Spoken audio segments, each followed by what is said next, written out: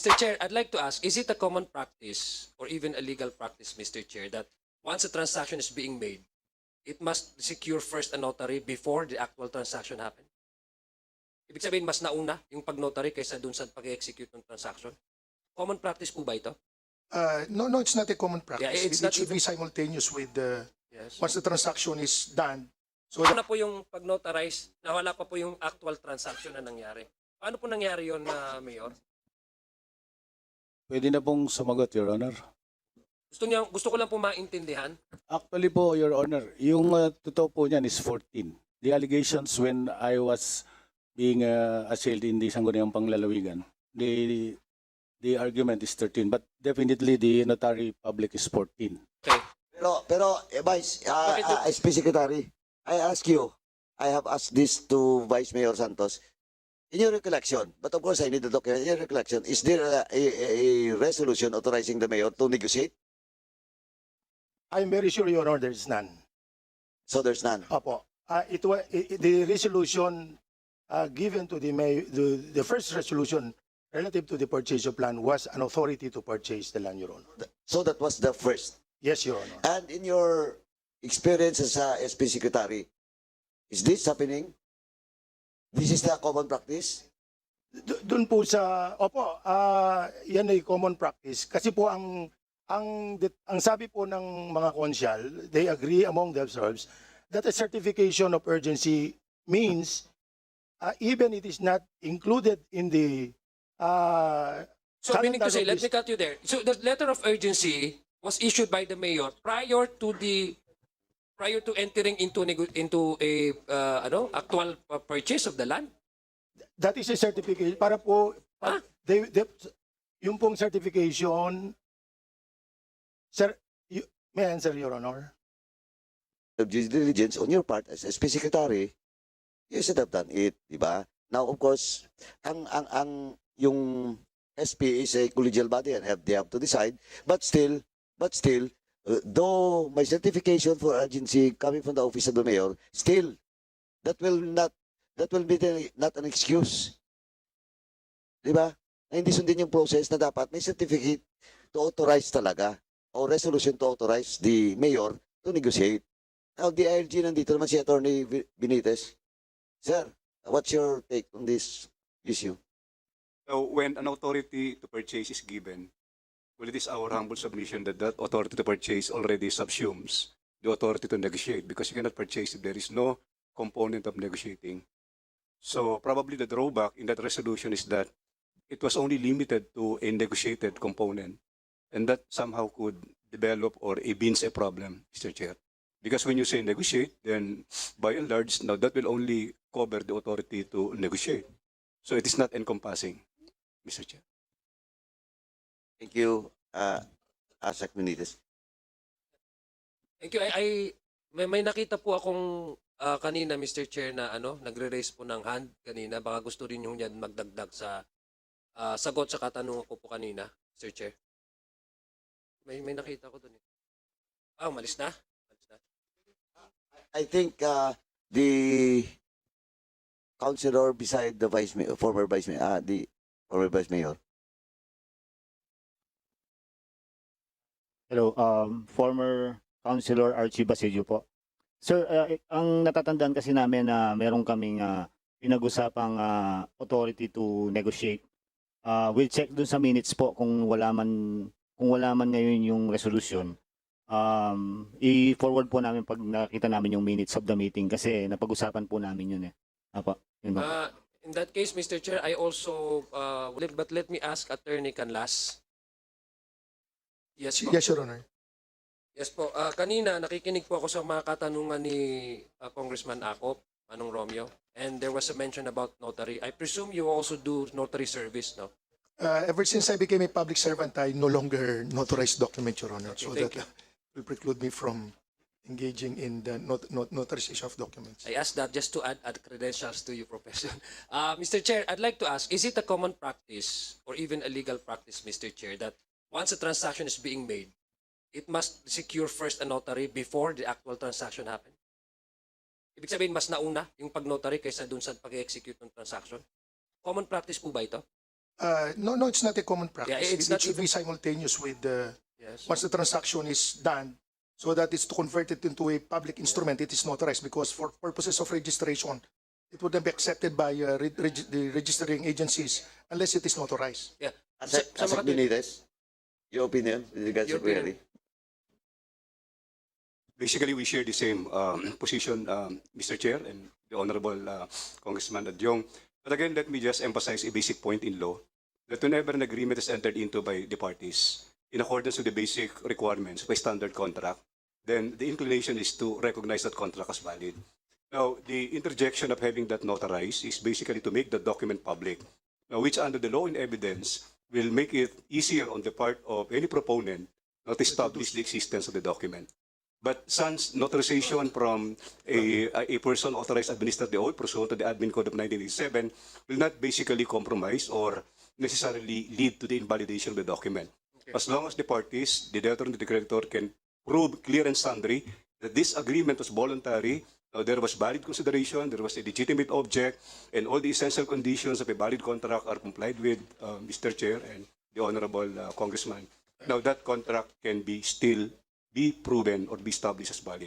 So sa makatwid po, normally what you do in the legal profession is that you issue notary, no?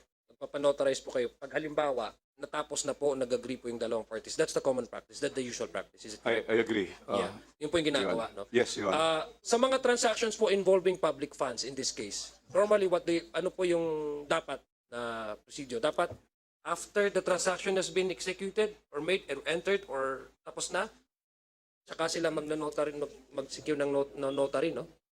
Well, Mr. Chair, as a lawyer and a previous legal practitioner, now it is always attuned to the sign or to the side of prudence that that document should be notarized immediately after it has been entered into. After, yes. Because the prudent or the way here is to protect every money and the resources of the government.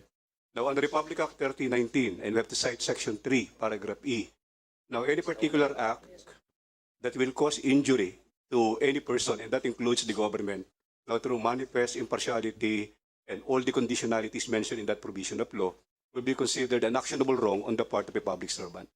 So, it is always on the side of prudence and on the consideration that we are protecting or gravitating towards the resources of the government that we should have this document notarized immediately. Immediately. No? Yes. Okay. Thank you very much. Si Mayor, tanungin ko lang po, si Mayor Ponsalan. Yes, Your Honor. Mayor, on February 14, nagkaroon po kayo ng transaction, no? I mean, natapos na po yung transaction ninyo based po dito sa deed of absolute sale between the municipality of San Simon and John J.B. Reyes Lim, no? Tama po ba? Tama February, po. Tama po. February 14. 14 po, no? Tama po, Your Honor. Okay. Pero, nagpa-notarize po kayo on February 13, 2020. Kaya nga po tinatanong ko sa kanila if it involves public land, ano pa yung usual practice? I'm sorry, public funds. Your Honor Wait lang, let me finish po, Mayor. Mawalang galang lang po. February 13, 2020, February 13, 2020, nag-issue, mayroon pong nagpa-notarize na po kayo sa kay Attorney Guillermo Soto. This is a day before there was a absolute deed of sale entered into between you and Miss Sale. Mas nauna po yung pag-notarize na wala pa po yung actual transaction na nangyari. Paano po nangyari yon, Mayor? Pwede na pong sumagot, Your Honor. Gusto ko lang po maintindihan. Actually po, Your Honor, yung totoo po niyan is 14. The allegations when I was being assailed in the Sangguniang Panglalawigan, the argument is 13. But definitely the notary public is 14, not 13. We have the documents, we can We submit have it. the, Mr. Chair, we have the documents here. I Yes. presume these documents were submitted by you or by the LGU. Are By you the saying that the LGU. ones we are having here are We fake? are not the one who submitted that documents, but- Your Honor. Mr. Chair, we have the documents here. Although it is Xerox copied, Pero these are the documents involving the buying, the selling, and the notary. So Mr. Chair, very clear po dito sa dates na to na ang pag-secure po ng notary is February 13. Pero yung pag-transfer po at pagbayad, yung actual purchase na pinirmahan nyo po at saka si Ms. Lim ay February 14. So what you're saying to this committee, Mr. Chair, is what we have are fake No, documents. no, no. Mr. Actually, Chair? the document came from the municipality of San Simon. That is an official document. Ang hawak mo Xerox kasi Xerox, pinareprodus pero natin sa mga we members. But the document in possession of Congressman Adjong came from the municipality of Mexico, from San Simon. Please proceed, kung Adjong. So ano po yung bakit ho yung ganun ang nangyari, Mayor? Pwede na pong sumagot, Yes Mr. po. Chairman and the Honorable Committee. Yes, please proceed. Actually po, yung dokumento ng hawak ninyo, dahil hindi po galing sa amin, yan po yung ginamit na allegations na sinampa po sa akin sa Sangguniang Panlalawigan. So, Pero meron po kayong dokumento. I'm sure kung sinasabi Yes. niyo pong meron po. February 14 talaga. So same day, February 14, kayo Yes, we can check also, Your Honor, sa nagnotaryo, if there is a record, no? The notary public is a public documents. So, ang notaryo po niyan, from the day na nagbayad po kami, is the same day on February 14, pinanotaryo po yung dokumento. Mr. Chair, may I request that the committee could also invite Attorney Guillermo Soto so that he may be able to shed light on this because again, Mr. Chair, importante po ang sequence ng events, ang dates. Doon po natin malalaman kung talaga pong merong kumbaga minamadali. Kung may minamadali, ibig sabihin may iiwasan. Hindi ho ba? Kasi kung hindi ho naman ganun ang intensyon, pwede naman ho hindi natin i-shortcut yung lahat ng proseso. Tulad po ng sinabi ng municipal treasurer, ang municipal accountant, at saka ang municipal na talagang minamadali. Kaya yun po ang gusto kong malaman. Dahil yung sa akin kung pagkakaintindi, Mr. Chair, ang unang-unang culpability, kung meron po talagang answerable dito sa allegations na ito, ay malalaman po natin kung paano yung may intention talaga na lukuhin ang tao. Lukuhin ang tao. The intention would be reflective on the way how San Simon, the municipality of Simon, proceed with these transactions. And apparently, minsan nauuna pa yung notary kaysa actual process, minsan nauuna pa yung resolution ng SB na giving authority to the mayor to automatically purchase without even negotiate. So makikita mo talaga natin na meron pong intention na madala sa alanganin po yung pera ng bayan at yung mga kababayan po natin sa San Simon. So, Mayor Punsalan, you claim na may dokumento ng hawak. Saan galing yung dokumento na yan? Because you're not anymore the mayor of San Simon. May photocopy po kami during the hearing sa Sangguniang Bayan. Panlalawigan, sorry po. Oh, thank you. Panlalawigan. Mayor, I just asked. Because we present our defense during the hearing, the case of this property. Thank you, Mayor. Attorney Canlas. Just like what I've stated earlier po, Your Honor, we have copies of all the documents which were adduced and presented during the course of the administrative case which we have decided, Your Honor, including copies of the deed of sale, the disbursement vouchers, which were used in the payment of the amount of 45,007,200 pesos, Your Honor. These are all properly tabbed, Your Honor, so that for purposes of expediency, para po mabili. We are submitting these copies, Your Honor. Thank you, thank Nandito you, po- thank In you. fact, these documents were the ones submitted when the Ronnie Pangilinan, I think was from the audit, testified before, di ba nag-testify? He presented to us these documents which are submitted for audit dun po sa kanila. And these were the documents which were among the documentary evidence which the committee or the Sangguniang Panlalawigan considered in arriving at this decision, Your Honor. Nandito po lahat pati yung disbursement voucher po, February 12, yung 35 million. Yung February 13, yung 10,007,000. So even if there was no deed of sale yet, so it's quite surprising that there was already a disbursement voucher. You cannot I've been a mayor also. So bago ka gumawa ng disbursement voucher, may supporting documents yan eh. So apparently at the time the disbursement vouchers and the checks, even the checks were dated February 12 and February 13. Thank you, Attorney. Are you done? Pero let me just make a short manifestation, Mr. Chair.